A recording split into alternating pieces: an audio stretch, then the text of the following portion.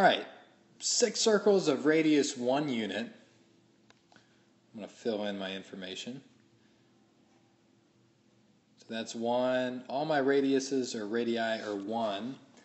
And they are drawn tangent to the sides of a regular hexagon. That just means these are perpendicular to each other. They touch, but they never go cross over, and they're also perpendicular and to the center. And each circle is also tangent to the other circles. So they touch, but they don't overlap.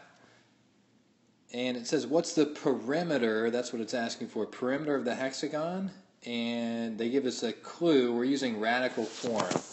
Anytime we're using radical form, we may have to be using our special right triangles to help us find the answer. So I'm looking at this right now, and it just looks to me like I can fill in another circle right there. But there's a center circle that they're not telling us about. And then I'm going to do one more thing there. I'm going to draw a line through the center. And I know if the radius is 1 here, then the diameter must be 2. So if radius is 1, diameter must be 2 because it's double the radius. So if this is 2, that's 2, that's 2, it's just 2 times 3. My whole length is going to be 6 across here. So that's going to be 6 all the way through. All right. Now I need to think about the center of my hexagon. It's a regular hexagon, and I know that the degrees for a circle is 360. So if I have 360 degrees going all the way around from this center, from these central angles, then I know that one of these angles is just 360 divided by 6. So if I do 360 divided by 6, it gives me 60 degrees for the central angle. And the central angle is just what it sounds like, and I'm going to draw this in purple. It's this degree. It's from the center of the figure. Okay, so from the center, that's 60 degrees. And I also know, let's see, just from looking at this, I know that this is a radius, and that's a diameter. So this is 2, and this is 1. So really, I can draw a line right there, bisecting that angle, which means my height there is 3. And my angles, if they're bisected, they're cut in half, so they're 30 degrees each. So this is 30 degrees, this is 3, and this is going to make a right triangle.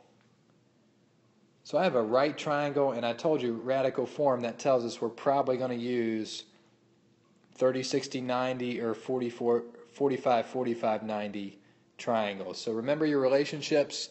That would be 1, root 3, and 2 are the relationship for the sides. So the whole side is 3 here, and that's opposite of my, that would make this a 60 degree, right? So we have 30, 60, 90. So opposite of the 60 is a 3. So I'm going to fill in here, that's 3. And I need to find, let's be honest, what do I need to find? If it's the perimeter, I need to find this side. And if I find this side, I'll just double it. So that's what I'm looking for. I'm looking for the 30 side. So the 30 side is going to be my x.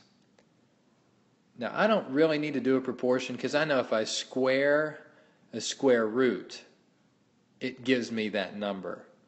So in other words, I'm just asking, how do I get from this to this? And the answer is, I multiply by itself. So I multiply by square root of 3. So if I do the same thing from here, 1 times square root of 3, that gives me square root of 3 has to be x. And if you're confused by that, I'll just show you the proportion. It would be 1 is to x as square root of 3 is to 3. Cross multiply. Again, this is the long way. 3 equals square root of 3 times x. Divide by the square root of 3. Divide by the square root of 3.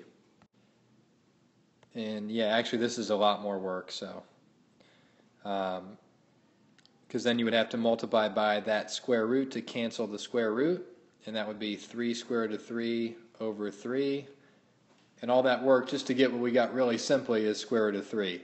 So again, the simple way is, how do you get from this to this?